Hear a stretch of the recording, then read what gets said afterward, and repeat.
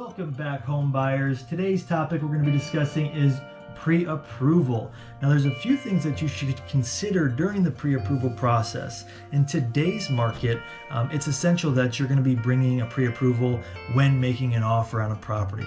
My name's Tyler Falco, your local realtor with eXp Realty Las Vegas.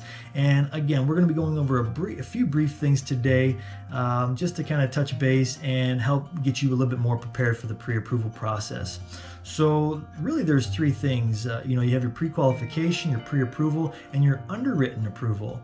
Now, those three things are going to differ slightly, and the pre-qual is going to be your very basic, not a whole lot of information.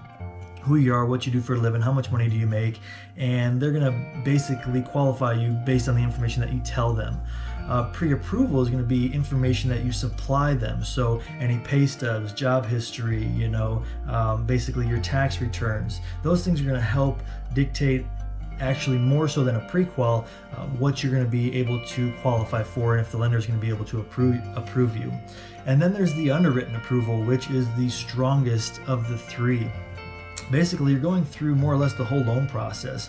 You're submitting an application, you're putting in all your documents, anything that's requested from the broker, from the lender, you're gonna be providing. So you're actually gonna get a more detailed number and a more accurate number for what you're actually gonna be able to borrow. So if you come in and offer with a pre-qual versus a pre-approval versus an underwritten approval, the listing agent or the seller may, take into consideration any of those. But again, the underwritten approval is the furthest and the longest, along the process and brings the most weight into an offer.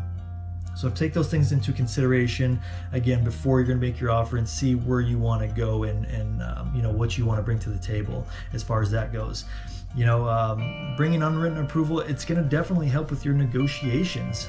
In today's market, when you're getting multiple offers, 2, 3, 5, 10, 20 plus offers on a single home, there's factors that will outweigh one another. Obviously, it's how the offer is going to be structured, but bringing a pre-approval or an underwritten approval will definitely help in your negotiations.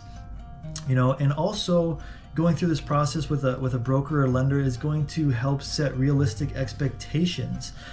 You don't want to go in thinking that you can afford a $750,000 house when in reality, all the factors that go into a loan, you can only afford a $500,000 house. So before you go out there and start looking for your dream home, it's a suggestion and a good idea to actually get this pre-approval, and as far as goes to the underwritten approval, to actually see what you're going to be able to borrow during the process. And when looking for a broker or a lender, it's always good to do a little bit of reviews, a little bit of research, and seek out any referrals from any friends or family members that have had good experiences.